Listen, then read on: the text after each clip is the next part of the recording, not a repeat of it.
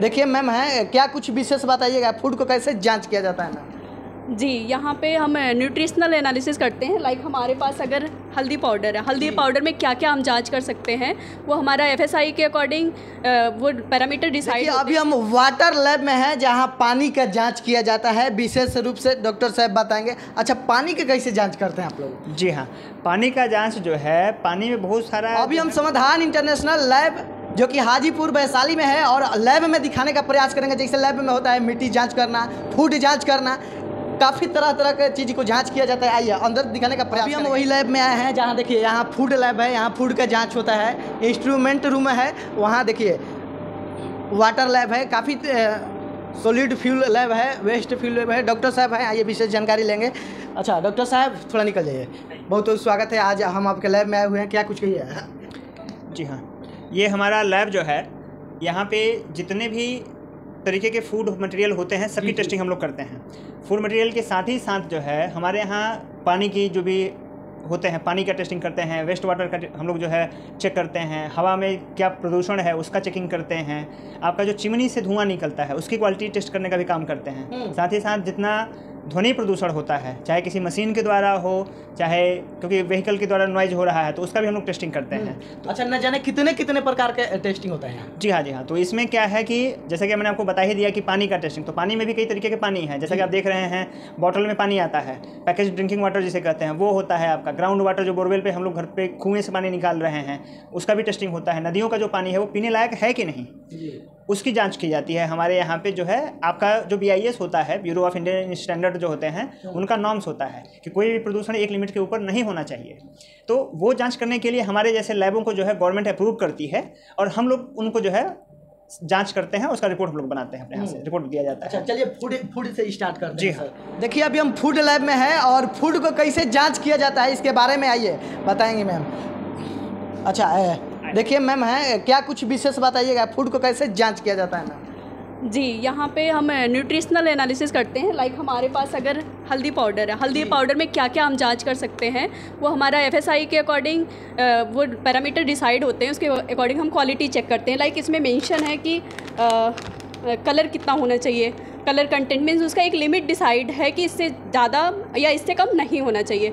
और उसमें ये मेंशन होता है कि कोई एडल्ट्रेशन तो नहीं है, अगर एडल्ट्रेशन है तो उसकी जांच होती है। बहुत सारे मार्केट में ऐसे प्रोडक्ट होते हैं, जैसे हल्दी पाउडर है, उसमें क्या करते हैं कि उसका कलर बढ़ाने के लिए उसमें लेड क्रोमेट मिक्स कर देते हैं, जिससे क्या होता है वो बहुत ज़्यादा कार्सिनोजेनिक होता है, जो हम कंज्यूम अगर करेंगे तो बहुत ज़्यादा कार्सिनोजेनिक है। ठीक है, जैसे हींग पाउडर है, हींग पाउडर पे आप देखेंगे यहाँ पे लेवल क्लेम मेंशन हुआ है, तो इसमें जो जो लेवल क्लेम है, लाइक किसी को एनर्जी करवाना है, कार्बोहाइड्रेट करवाना है, या फिर पूरा न्यूट्रिशनल वैल्यू करवाना है, या फिर किसी ISO को फॉलो करना है, उसके अकॉर्डिंग हमारे यहाँ सारी एनालिसिस होती है। ठीक अच्छा, है, कोई भी फूड का यहाँ जांच किया जाता है? कोई भी फूड हो, चाहे वो सीरियल प्रोडक्ट हो, चाहे मिल्क प्रोडक्ट हो, चाहे वो स्पाइसेज का कुछ भी हो, हर एक एनालिसिस हमारे यहाँ होती है। दाल में अगर आपको टेस्टिंग करवानी है तो सारी टेस्टिंग यहाँ पे होती है। अच्छा, जो पैकेट का समय रहता है, समय कैसे है? हाँ, सेल्फ लाइफ, उसका हम सेल्फ लाइफ एनालिसिस करते हैं। लाइक अगर किसी को 9 मंथ का करवाना है तो 9 मंथ का होगा, 3 मंथ का करवाना है 3 मंथ का होगा।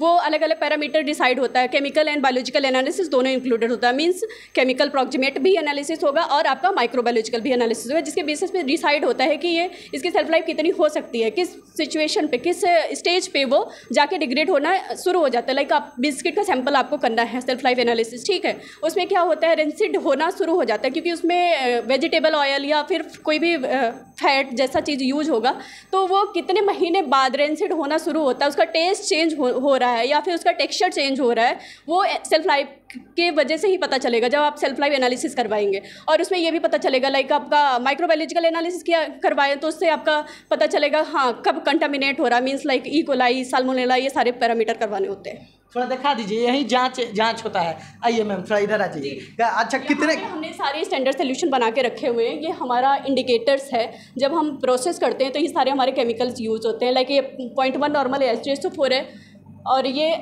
0.1 नॉर्मल सोडियम थायोसल्फेट है। जब हम कोई एनालिसिस करते हैं, लाइक कोई टाइट्रेशन का पैरामीटर, लाइक हमें स्टार्च करना है, ठीक है, तो उसमें भी हमें कुछ केमिकल का एनालिसिस करना होता है। तो हम सब पहले, जैसे हमारा क्या होता है कि एक सीरियल होता है हमारा, इस मंथ पे या फिर 15 दिन पे हमें ये सोल्यूशन प्रिपेयर करना है। तो हमारा एक पूरा स्टैंडर्ड फॉलो, एक फॉर्मेट बना हुआ है पहले से, ठीक है, कि ये वाला केमिकल इस डेट पे एक्सपायर होगा, तो हमारी एक लिमिट है डेट की, प्लस माइनस इतना दिन हो सकता है। तो हम उस पॉइंट पे हम अपना सोल्यूशन प्रिपेयर करके रख लेते हैं, स्टराइज कर लेते हैं। जब जब हमें रिक्वायरमेंट होती है तब हम अपना फ्रेश भी बना सकते हैं। अच्छा, कितने देर में आप लोग सूचना दे देते हैं जांच करके? वो डिपेंड करता है पैरामीटर के ऊपर। लाइक आपको फुल पैरामीटर करवाना है ISO 10500 के अकॉर्डिंग, वाटर टेस्टिंग अगर करवानी है तो पूरा 1 वीक लग जाएगा, क्योंकि उसमें बायोलॉजिकल एनालिसिस भी इंक्लूडेड है, उसको 7 डेज लग जाता है।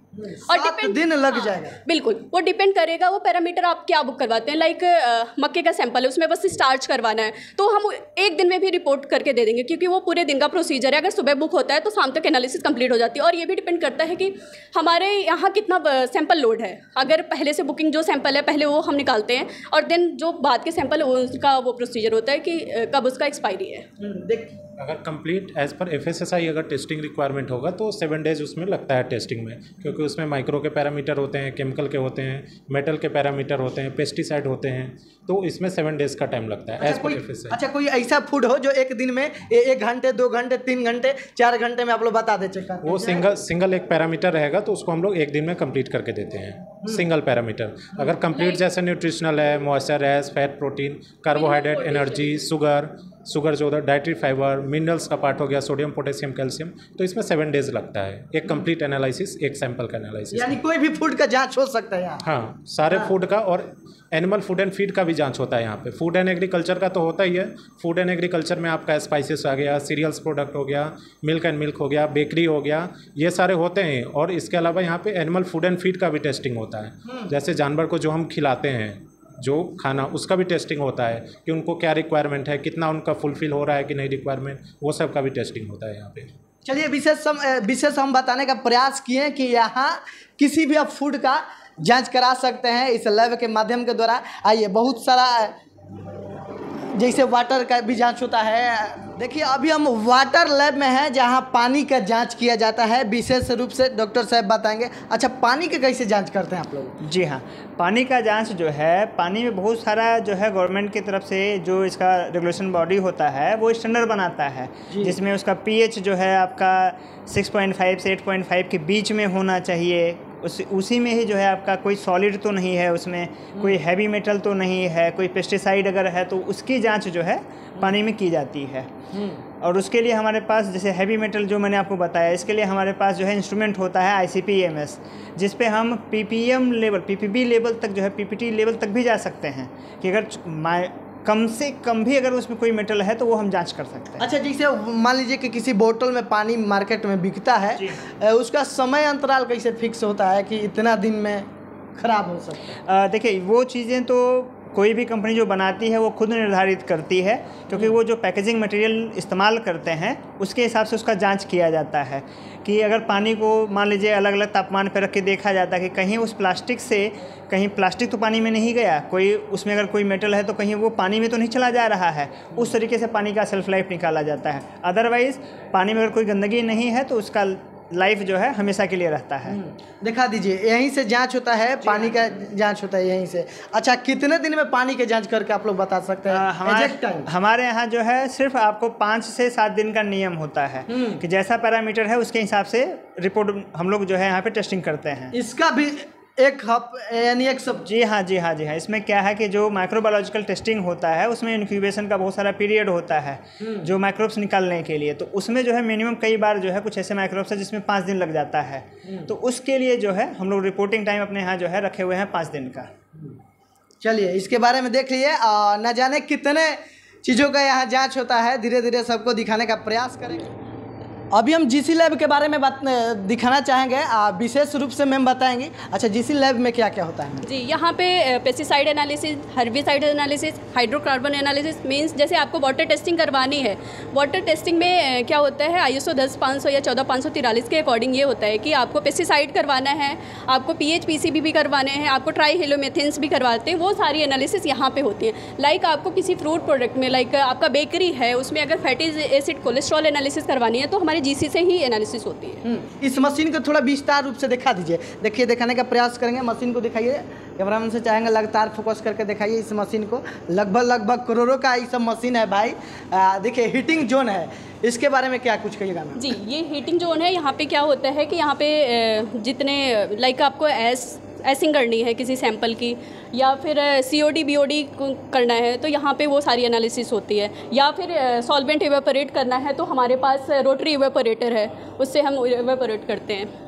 न जाने कितने लैब हैं, कहाँ देखिए इधर भी लैब है बहुत सारा। यहाँ क्या होता है? हाँ जी, ICPMS। ये ICPMS है। यहाँ पे हम मेटल एनालिसिस करते हैं। लाइक लगभग 18 मेटल्स हैं जो हम यहाँ पे एनालिसिस करते हैं। वो चाहे वाटर, 18 मेटल्स, चाहे वो वाटर हो, चाहे वो फूड हो, चाहे वो सॉयल हो, कोई सा भी सैंपल हो, उसमें वो जांच किया जा सकता है, मतलब मेटल एनालिसिस।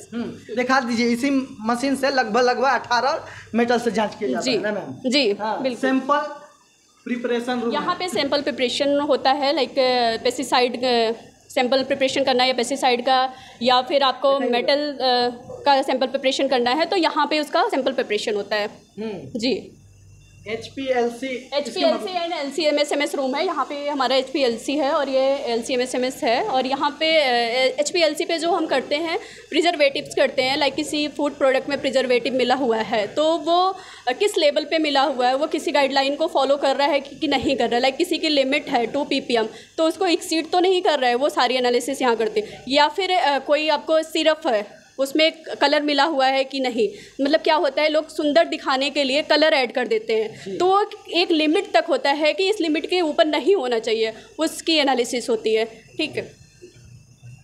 विटामिन प्रोफाइलिंग होती है यहाँ पे। लाइक आपको अगर किसी प्रोटीन पाउडर होता है, उसमें भी लोग दिखाते हैं ना कि ये विटामिन हमारा इस लेवल पे है, तो उन सब चीज़ों को वेरीफाई करते हैं इस मशीन के द्वारा।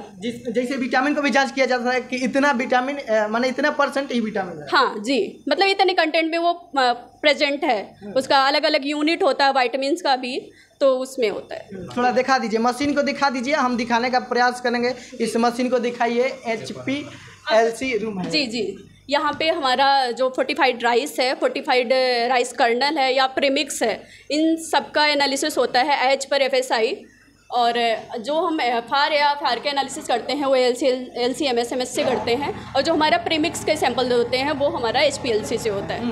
अच्छा, इस लैब के माध्यम से कोई भी चीज़ के यानी जांच कर सकते हैं? जी, कोई भी चीज़ की जांच कर सकते हैं। और हमारी जो लैब है NABL accredited and FSSAI approved lab है। यहाँ पे हर एक एनालिसिस होती है, गाइडलाइन को फॉलो करके यहाँ पे एनालिसिस होती है। और कुछ कहिएगा विशेष रूप से?